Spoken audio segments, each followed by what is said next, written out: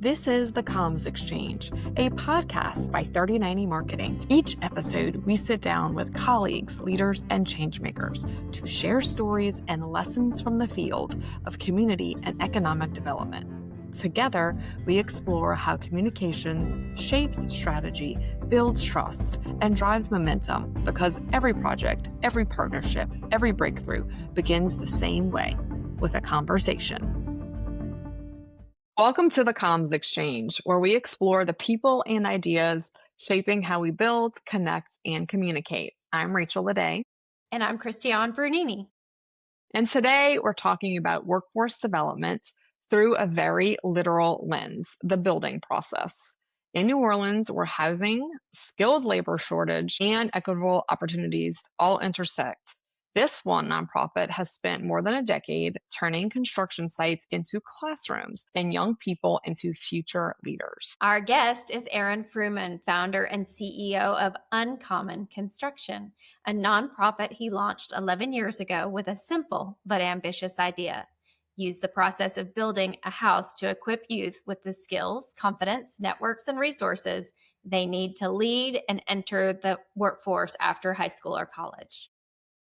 Uncommon Construction students from different high schools come together as paid apprentices to build a house in a single semester. They earn hourly wages, they earn school internship credits, and they get something truly unique, an equity award scholarship match, potentially from the revenue of the homes that they build, which they can use for college or industry certifications, and really gives them the tools they need to launch their longer term careers. Through more than 100 hours each semester, apprentices gain technical skills, soft skills, leadership experience, and real exposure to the construction industry, all inside what Uncommon calls a real-world classroom. The model has earned national recognition from leaders in education, youth development, and workforce innovation. Aaron and his team are also proving that mission-driven work can create tangible assets. Uncommon built homes are now entering the New Orleans housing market, allowing buyers to invest not only in a beautiful home, but directly in the future of local youth. And the organization has recently grown beyond just Louisiana and has expanded to Minneapolis in 2021 with a six-figure investment to launch the programming there. Rachel had the chance to attend Uncommon Construction's 10th birthday bash at their new 5,000 square foot training facility in September, and she had such great feedback about the event, which she shared with me. Some common moments were meeting some of the students who were graduating from the program and moving into their next new roles, applying for jobs in college. That growth story from idea to institution is what we're unpacking today. So, Aaron, thank you so much for being on our show today. Thanks for having me. What a generous introduction. Thank you. We really have seen the trajectory of this nonprofit that you have really just dreamt up and put together.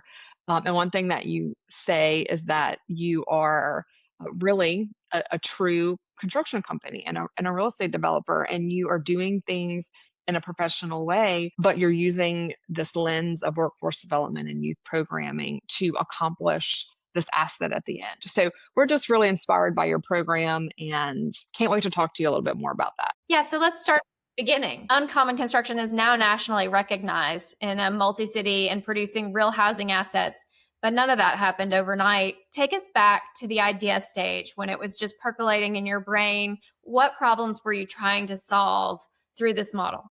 Yeah, that's a good question. And I appreciate kind of that lens of like going back to how we came to the model that we have today.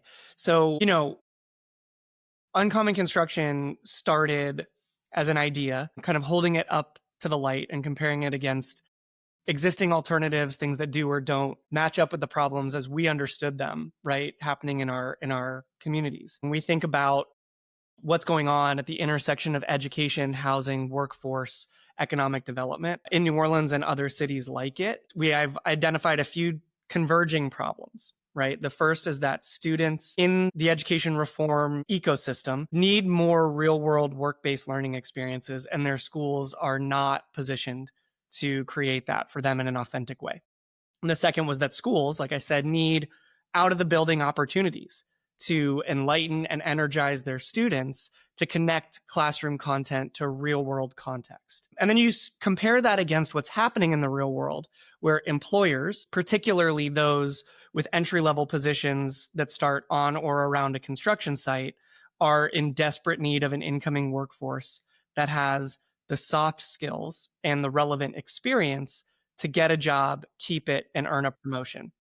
And then extending beyond that, these young people and their families and the community as a whole need earlier access to social, professional, and financial resources to remove and eliminate barriers between education and employment, right? So this is like a convergence of four intersecting problems. But where Uncommon came from was just kind of like an idea that popped into my head. So after, a 10-year journey of pursuing one opportunity after the other. So I'm originally from California.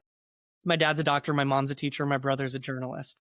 Everybody but me has postgraduate degrees. And so I went to college right after high school and nobody gave it a second thought. But ultimately, I dropped out in my third year. I was on track to graduate early with no idea what I was going to do or become. So that was in January 2005. Later that year, I responded to Hurricane Katrina as a Red Cross volunteer. And that was sort of my catalyzing experience, right? That's what brought me to New Orleans and what introduced me to the notion that whatever good you can produce in the world isn't necessarily and doesn't have to be measured by a degree or a certificate or a piece of paper, right? Through that, I got introduced to construction. I fell backwards into the construction industry as the least skilled worker on a construction site as a day laborer, and fell in love with the mental and physical rigor of a day on the job site, right? Like there's more math, reading, science, engineering, and social skills happening on construction sites around the country than most jobs experience all year. So I was excited. I was making good money. I was interested. I was learning skills that were valuable, that were rare, and that were portable. And so I took those skills and experience into a year of service in AmeriCorps, which sent me back to New Orleans, where I found a home on a Habitat for Humanity job site and realized there that I had a knack for teaching people. So I went back to school, got my degree, signed up for Teach for America, and I was a middle school reading and social studies teacher, right? But like the traditional classroom never really worked for me. And the one that I was like force feeding on myself and my students as a teacher wasn't working for anyone. So that was when I started thinking differently about what a classroom could be, what learning could look like. And just realized, oh, I guess if I'm supposed to do anything, I'd build houses with high school students and use the profits to pay for scholarships for the kids who build the houses. So this business model of like, oh, well, we could just be a construction company that has training programs, right? We could be a real estate developer that allocates the revenue differently. And what does that look like, right? So those business models have existed.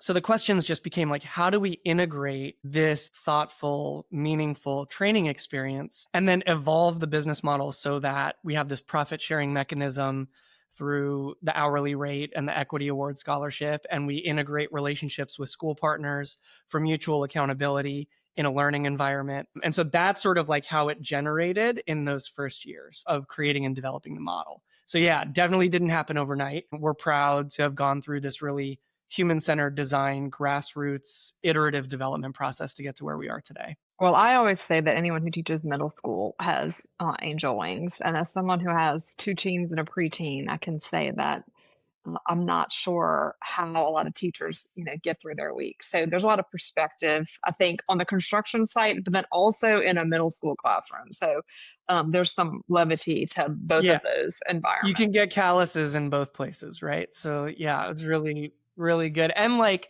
I loved it. Like being a teacher is great, or teaching is great. I actually should say teaching is great. Being a teacher, not as great.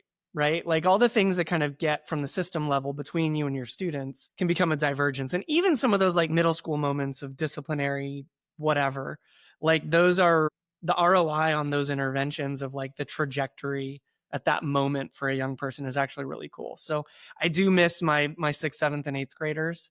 Because at Uncommon, we pick them up in high school. But yeah, it was a bit of like trial by fire on the job site and in the classroom for sure. That's wonderful. I'm going to jump a little bit more into this apprentice model because it's a very intentionally built program. The fact that the high school students are paid is pretty remarkable, just that any internship experience really can be paid, I think is not super common. And then also the kids can earn academic credits and they have this scholarship opportunity that you mentioned. Why was it important for you to develop this program that really leans into that ownership aspect and the economic participation of the student and not just a training model? Yeah, totally. I mean, I think like it's funny. It's like we don't fundraise for payroll for young people. We don't fundraise for the equity awards. So I'm grateful that you asked this question because we don't always get a chance to talk about it as front and center. The cost of payroll of the, operating overhead or insurance and taxes to pay young people the right way as W-2 employees on an active construction site where they're covered by workers' comp, we're paying taxes, and then to share the revenue through the equity award. Those are all cost of goods sold. So we knew as part of our North Star that these young people needed to have some skin in the game. The projects had to matter for them besides just being grateful for the experience. And we didn't want to have to defend that. These young people through the training experience are contributing value, which would, it generates value in our community. It would generate value for the end user of the homeowner, whoever buys it, and the bank, whoever services the mortgage and collects the interest and all that. So why should we be building it on the backs of these mostly young people of color, right? Who in our New Orleans context, that's generally the profile of student that we're serving. And so we didn't want to have to defend it. We didn't want to have to justify it. We just said the right thing to do is that these young people's training experience is generating value. They deserve to share in that value. And so we'll pay them, and we'll pay them the right way. We'll pay them above minimum wage. And so that was central to the business model. And we sort of had a hunch that some of the other stuff where we would have to become a big production builder in order to carry that level of insurance, right? That's the role of philanthropy, right? Is to help to create the conditions where we can do all of this and more, right? And then, so that's where like the sort of like being stubborn or fixed on the notion that young people deserve to get paid for the value that they're producing. And that it then becomes a financial literacy tool, right? Like your paycheck that you receive from Uncommon every month is the way that you begin to understand what to do with your money and budgeting and planning and savings. And the equity award is a tool to facilitate savings and being, you have some walking around money every month in your paycheck. And then you have something that you're setting aside and we're helping you plan for what to do with that after you graduate. The school credit is not unique to New Orleans, but there's an interesting opportunity where schools are starting to come around to the value of out of the building learning opportunities. So the various departments of education are starting to incentivize things like internships and industry recognized credentials and sort of like ricocheting back to valuing non-college pathways again. And so there's some opportunities in the education system. They're looking for internship providers. And it's really hard to come by those in the construction industry where all these positions are safety sensitive, and it's really hard to get a meaningful depth of experience on a for-profit construction site when you're going there after school and weekends, and it kind of burdens those construction companies. So we just take on a role as almost an intermediary in that process where we just take the young people into Uncommon.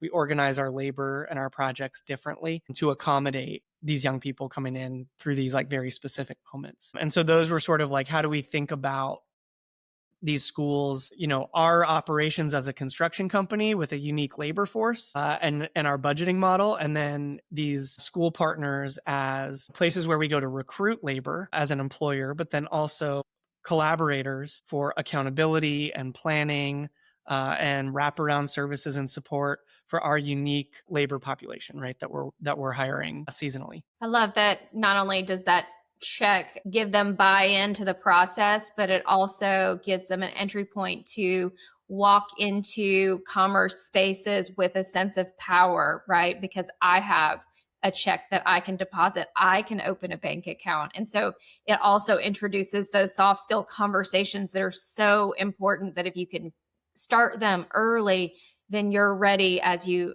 kind of climb the ladder to hold that power and have that confidence. So and for so many things, right? Like it starts with a paycheck, right? All the way up to and including buying a house of your own one day. If you have years of tax receipts and revenue, like you become more bankable. And say like half of our young people come in to Uncommon already having a bank account and the other half are underbanked, right? So we're getting them on board with direct deposit, with opening a bank account, with not just going to the corner store and paying the extra fee to cash your check, but really thinking about what do we do with these resources. So that's like the tangible financial resources of power in that way. But also knowing that you have these portable skills that are in demand, right? And so we often say that our youth are claiming power through the acquisition of skills. And part of that power comes from access to financial and professional resources, right? 100%. But you're asking students from different high schools to come together onto one job site. And so, what were the kind of lessons that you learned from that mashup before you even start to think about what is a tool and how do I use it and don't hurt yourself? Totally. Yeah. Well, there's something that's like the spirit of the construction industry in that, right? So, on the one hand, for the obvious reasons, right? Like schools are still segregated in our city and young people are still having different day-to-day experiences. So they can come together and share a more common identity on an uncommon job site, right? So all of that is true, right? Like set aside your differences, your allegiances, your neighborhoods. But if you actually think about job sites across the city, that's a version of what you have there. You have the trades, you have the unions, you have merit shop, you have all these folks with different and divergent interests and backgrounds who've got to come together to get the job done. So there's like a spirit de corps, right? That where they like people have to come together and unify around this common objective and goal. So I do think that there's something like human in that of like working to shoulder to shoulder across lines of difference in real life where it's actually a safety hazard to have your cell phone out and earbuds in and all that. And you have to actually connect with people while you're carrying something heavy and find ways, little micro moments to appreciate them. So I would actually say like there was a hunger for that. We didn't have to force feed it to anyone. Young people, schools, like are real eager for that kind of thing because there's such an absence of it. And it becomes kind of a recruiting tool, right? Like once you get into uncommon, like you are uncommon, you're special, you're unique, you made it. You're one of just a handful of young people at your school who's doing these because we only have X number of positions and Y number of school partners, and we get Z number of applicants. So we get twice as many applications as we have positions for. So by the time you get into uncommon and you show up for your first day, you're committed, right? And so now, the hard part in a lot of ways is getting them there, right? Figuring out transportation and the runway onto it.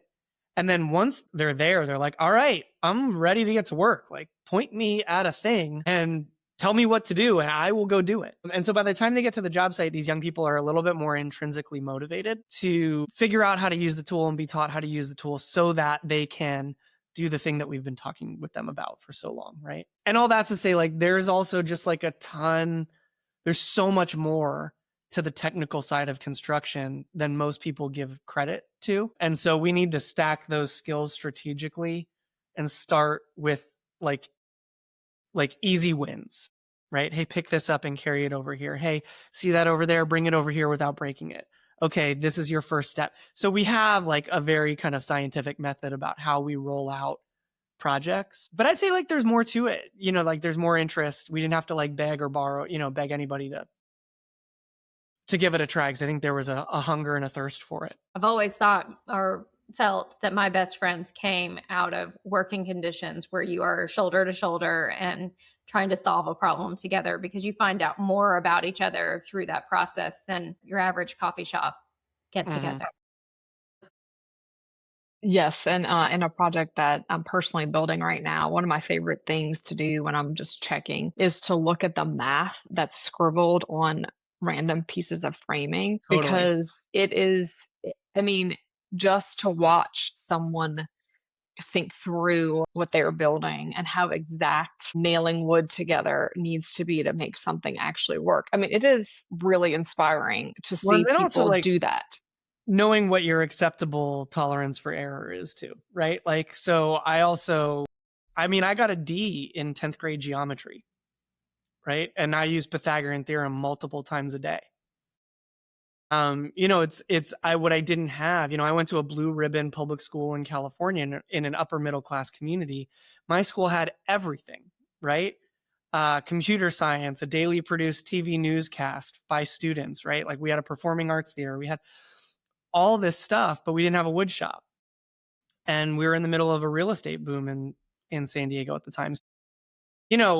This scratching that itch for young people is kind of a lost art these days. And then finding, what's the like core driver to get to that level of technical precision and accuracy, and putting that classroom content in context. I love drawing like y equals mx plus b on a set of stair stringers and figuring out what our rise and run need to be, right? Like that type of algebraic equation or geometric function, of like pulling an arc to find a triangle and find your right angle in the middle of a roof, like that kind of thing. I was like 23 years old when I saw that for the first time, but all of a sudden it just like so many things clicked and I was like, oh, that's what I was missing, right? Fractions, Practical side, yeah. automaticity in your head, these kinds of things where it's just hard to make it relevant in a classroom experience. Yes, and seeing something get built in an angular way in real life is it's just there's not an exact way to replicate that except to measure it and do it. We talked about technical, you mentioned the soft skills in great detail. What are some consistent mindset shifts that you see with young people in your program that are more on the soft skills personal side when they're in this 100-hour program? Yeah, I mean, I think like you see it in all these small moments, right? And so think about so you're right, like we hang our hard hat on the development and demonstration of soft skills. So we do not provide an industry recognized credential. It's all on the job technical training in an environment that emphasizes the development and demonstration of soft skills. Show up on time, work well on a team, look for more work when you're done. These are particularly observable habits that matter. They're universally applicable in a lot of work environments, but just really observable on a construction site. There's plenty of places to go to get the credential and the certification if you're going for a job that needs one, right? And 9 out of 10 construction jobs don't require one. So when we think about these soft skills and like what are these light bulb experiences, it happens with like the first time that you drive a nail without bending it, right? It happens like, so you think about a young person from their first day in their first semester at Uncommon. They show up and all there is a floor system. And there's nothing there. And they're tasked alongside their team from across the city with building and standing all or most of the walls to a house in a day. And so you leave at the end of that day having had all of these, the stud goes here and we raise the wall and we brace it, having all of these light ups, right? And then you leave with a 3-dimensional structure and an unparalleled sense of accomplishment. And you come back the following Saturday and you add sheathing to the exterior. And then the next Saturday, the roof has been put on by subcontractors. So you're putting in windows and doors. You come back the next Saturday and we've started the siding. And you come back the next Saturday and our plumbers and HVAC are in there. And you're really seeing all these different folks come together. And so then by the end of a semester, you're giving a tour, or the end of a school year now, as we do a house over the course of a school year, you're giving a tour of a finished house that you built or were critically involved in building, to your teachers, your family, to various partners of Uncommon, with granite countertops, hardwood floors, before it's sold in the market. And then, like you said, someone in our community is purchasing that house through as like the most expensive thing they'll ever buy, in the form of a 30-year mortgage, except maybe a 4-year degree, I don't know, or grad school. But someone is buying that house as an investment in the 40 or 50 young people who built it, right? And so we think about like the imprint that has on a 16, 17, 18, 19-year-old in New Orleans for this house that's going to last multiple generations, and to be able to walk down the street, be like, wow, I built that one. We've got kids, I shouldn't say kids, we have young people who've built, they graduate high school having built 6 or 7 houses, right? Like that's pretty incredible. And just the way that they carry themselves knowing that you've achieved that feeling of accomplishment that is increasingly rare in the school system and in our communities. To be able to carry that with you, the way that our young people stand up tall, look you in the eye, you see it reflected in that way, that are just like real small things, but they say a lot. So I have to just interject for a second because one of my favorite moments at your September birthday bash, which was really cool to see your new training facility. I was sitting with a group of friends. One of them is on the board with you, and we were just chit chatting kind of in that living room space over to the left when you come in the door. And a young man walked right up to us and shook our hands and looked us in the eye, introduced himself to us, and asked everyone. It was like 6 adults, just chit chatting.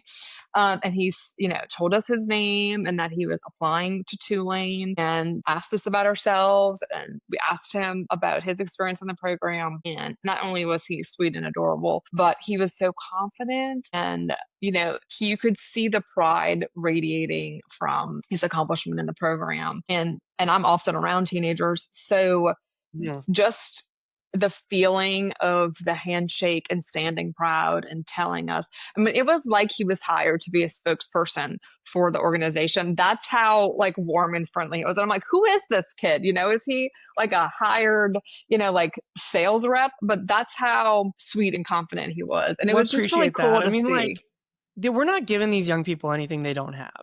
That's maybe like an oversimplification. I think there's plenty of skills that they're learning through Uncommon, right? But we're giving them a reason to express it and a reason to demonstrate it, right? And sort of like supporting evidence of how awesome they are, so that they can, and practice.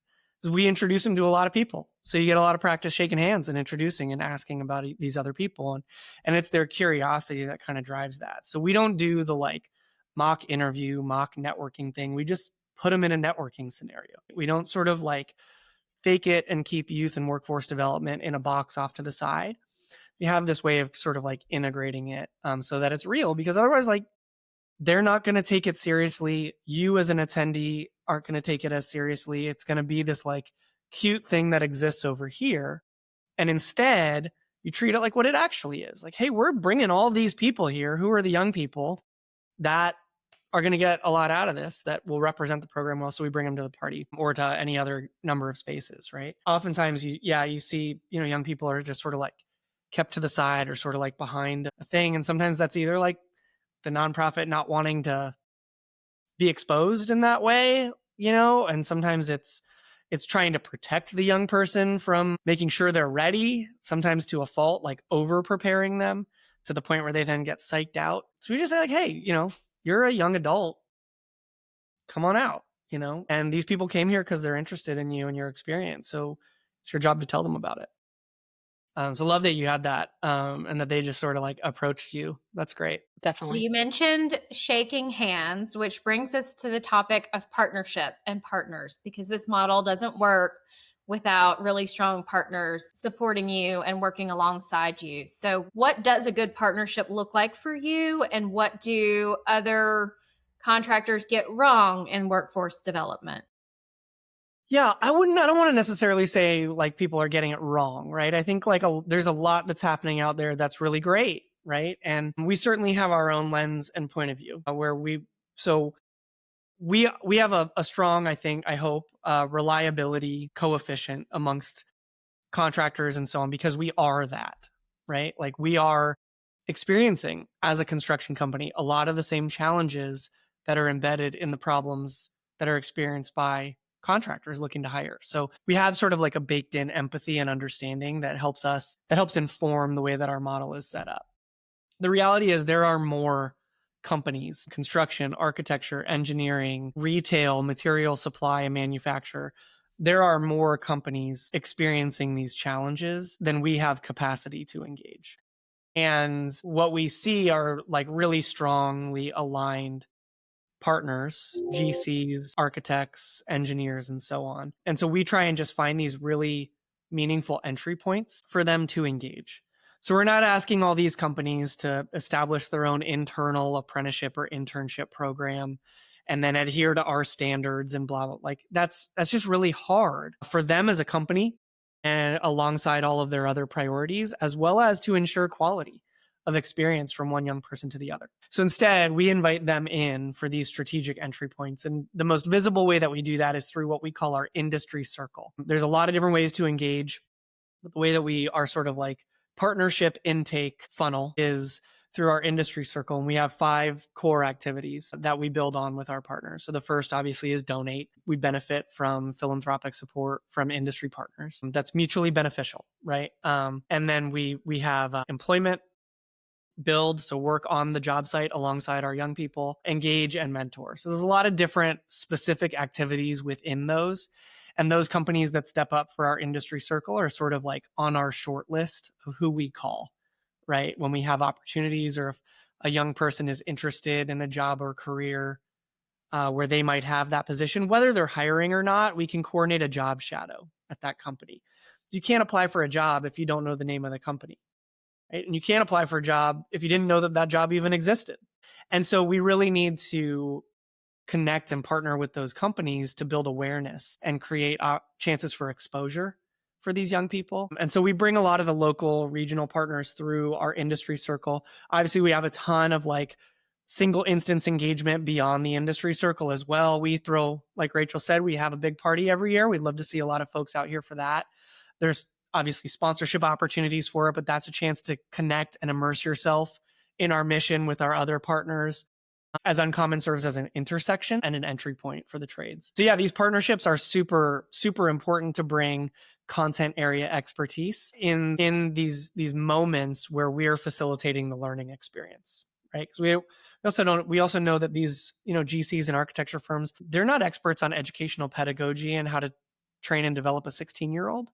Right? Like they're really good at pulling permits and doing material takeoffs and estimates. So we're sort of a missing link there again. And these are like mutually beneficial partnerships. We're giving these companies a chance for their employees to connect and build empathy and engage with the incoming workforce, a younger and more diverse workforce.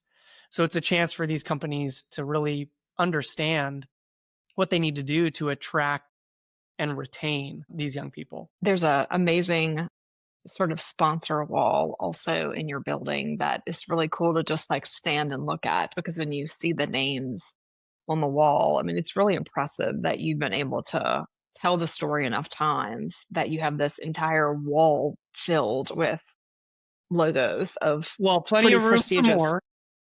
There's lots of room for more, but I think it just shows the credibility of your program that you have so many prestigious names on the wall. So kudos for Appreciate that. telling a great story and then following up with the strong real local partners and supporters who've been with us for almost since the beginning, right, of this, very iterative development of our model, as well as a lot of national brands and partners that kind of have seen our program as an exemplar amidst, the national field of workforce development, the Lowe's Foundation, Sherwin-Williams Foundation, a handful of others, Wolverine Boots and Apparel. So a lot of folks kind of across this national fabric of the industry that makes up the backbone of the American economy, as well as a lot of our longstanding local partners, Landis Construction, Gibbs Construction, Ryan Goody General Contractors, RNGD, a lot of Concordia Architects, like a lot of these industry partners have been with us for a long time. They're as much founders of the organization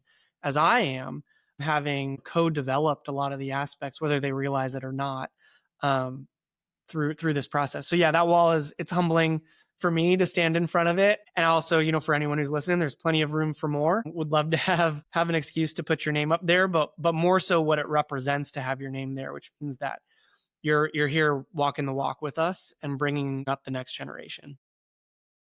Certainly for anyone who wants to complain about staffing shortages that are in trade-related fields, if you want to complain about a problem, you should figure out how to be part of the solution. So I just want to echo Aaron's sentiments with getting involved in a program and really, put your money and time where your mouth is, because the only way to get more people to fulfill shortages is to get more people. So it's pretty cool to see how these partnerships can link to actual effective solutions for humans and companies. And while you're zooming out to the national scale, let's talk about your expansion, because your footprint did expand into Minneapolis. So what was the inspiration for that? Why that location? Why did that make it a good fit? Talk to us a little bit about this new ecosystem.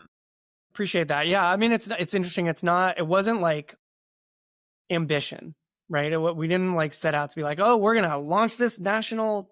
We're gonna, it's sort of a calling. I think like we want to be able to answer that call as best we can. So I've been getting the question about national expansion and replication since before we ever enrolled students in New Orleans. And so it's always been about like, okay, well, if that is where this is heading, how do we answer that question better? What does it look like? So we had a founding staff member from here in New Orleans who moved home to Minneapolis, to the Twin Cities area in 2018 to start a family. And we just kind of had a handshake agreement that if the time was right and someone gave us non-location specific money to teach ourselves and learn how we might expand, that he could have the right of first refusal to bring it to his hometown. And knowing that we have sort of like a pseudo staff member there, and that's more than half the battle, right? And so that happens in around 2021, 22. The timing was right, and one of our national philanthropic partners gave us just barely not enough funding, which was like just enough to learn, right? And to have the constraints where we had to be creative and figure it out. And so we're grateful for that in the process, and we've learned a lot more as a result, right? And the more that you talk about a thing being possible, the more you learn about it. So while we maybe started with like the serendipity of having a person there, Spencer, the more you learn about the local context and like what are the conditions in the education system? What are the needs in the housing market? The opportunities for a construction company of our size and style? What are the future workforce needs? What are the infrastructure investments that are happening across that city? And then for ourselves, like what does it look like to actually build in a place with sub-zero temperatures and a completely different regulatory environment? So if we can figure out, it's in some ways the Twin Cities are this sort of like anti-New Orleans, right? So here we have this one extreme in education housing in New Orleans, post-Katrina landscape. And then we have, this context in the Twin Cities in Minnesota.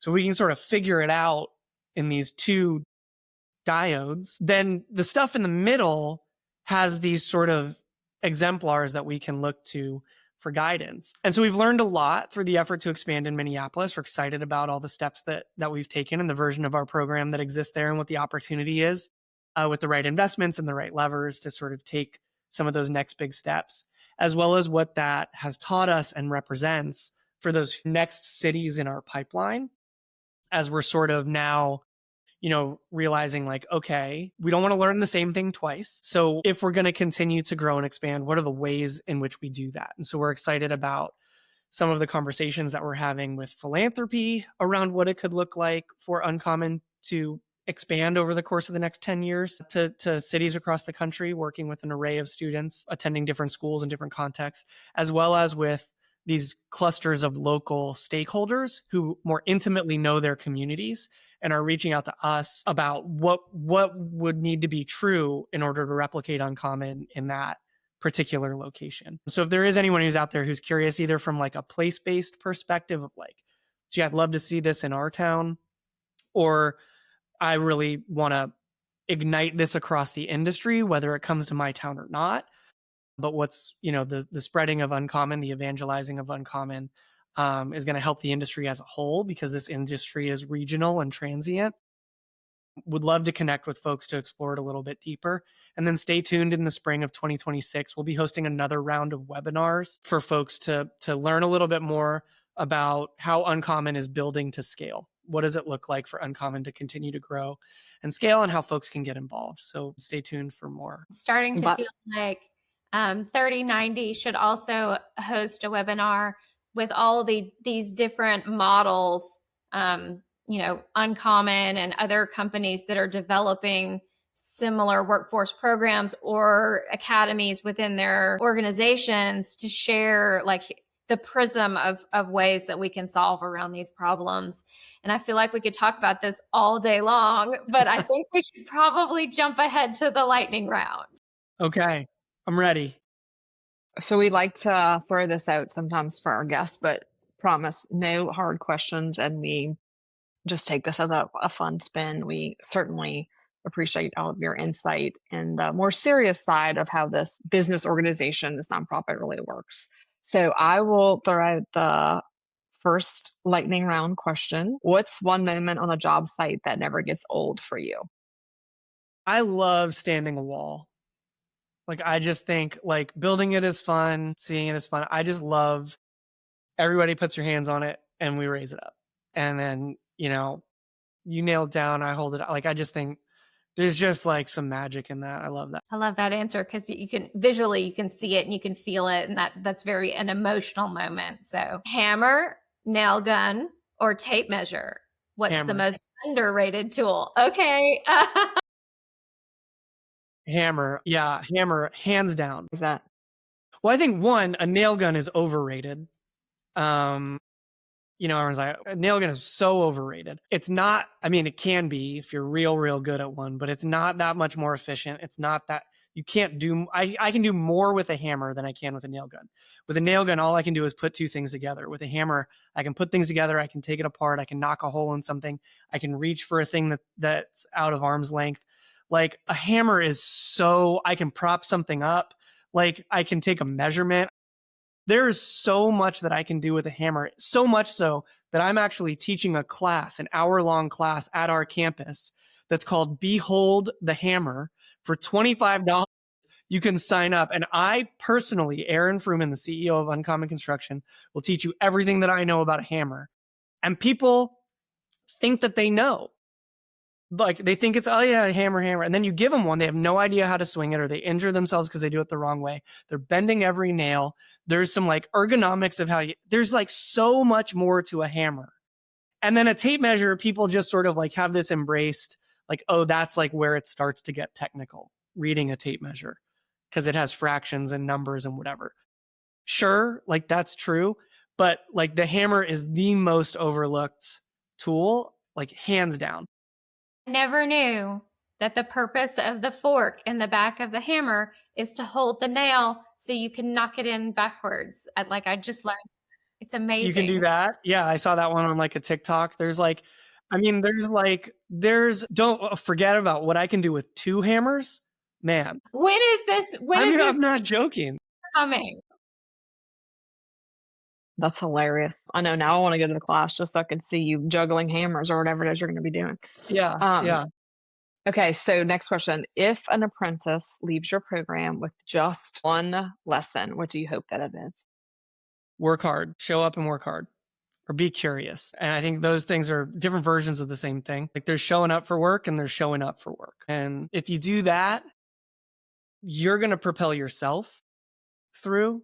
And then everyone else around you is going to see that.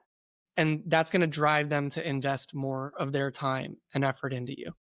So there's a difference between showing up for work and showing up for work. Agreed. All right, then. Last question. New Orleans or Minneapolis? What's one thing each city does exceptionally well when it comes to community? Well, New Orleans is like, New Orleans is just like bleeding community in everything.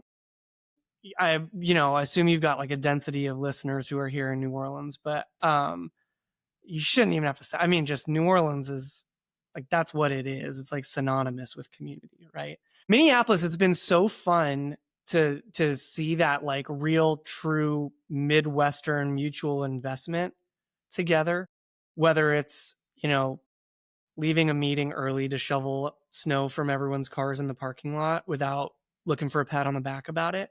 There's just sort of like a resolve, like Midwestern resolve to like do it with a smile. It's below freezing up there today, and I'm pretty sure they're outside. And like when the build day in Minnesota with our young people starts with shoveling out snow so that you can access the project and do the work that's scheduled for today, there's something, I'm not really sure what one word to describe that is, but like it's a universal thing there that people do it, right? And they're not complaining. There's no one's like hitching a free ride. It doesn't seem like it's just sort of like an internalized aspect of living there together and being there together. And I think that's just like really cool. Not to harp on Twin Cities for the weather, although it's like crazy cold there, but just like sort of you can really see community in the way that people show up in those like adverse conditions. It's our version of preparing for a hurricane, right? Fill in sandbags, right? Like the way that you show up. Like a lot of these things are universal.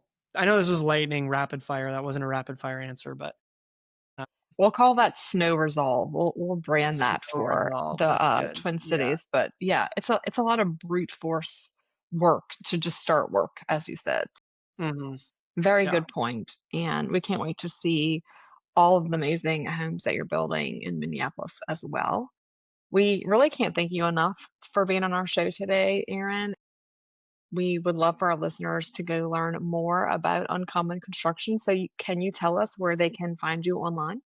Absolutely. We're all over the internet. You can find us at our website, www.uncommonconstruction.org. You can get more involved through any of the links there, especially through the one that says donate. So we'd love to connect with you. Along with supporting our mission, that's a great excuse for us to reach out and connect and follow up and share more about our mission and the impact that you're facilitating through your support. We're also all over social media. We're on Instagram, we're on Facebook, we're on LinkedIn. We're like barely on Twitter or X or whatever it's called, but would love to connect with you in the virtual space as well as here in our new campus. So if you're local to New Orleans, where you can go to the events page on our website and see what we have coming up. That's, classes and workshops at the campus, like my Hammer series, as well as crawfish boils and tailgates and other things that we'll do there. Rachel, as you mentioned, we have our annual fundraising event, which we just set the date for later on September 26th, I believe is when it will be. So tickets on sale soon, sponsorships available. Would love to see you folks and test the occupancy limit on our new campus. So yeah, we're all over the place. Would love to connect with you through our website, social media, or here in person in New Orleans. Well, congratulations and thank you for the work that you do. For our listeners, thank you for listening. If this episode helped you move your people and projects forward, if there was an idea in there that you just are burning to try out, please like and share the Comms Exchange with someone else, helping build better communities. Thanks for listening to the Comms Exchange, a podcast by 3090 Marketing. If you enjoyed today's conversation, please be sure to follow or subscribe so you don't miss out on an exciting new episode. We'll be back soon with more stories and strategies from the field, because every breakthrough begins with a conversation.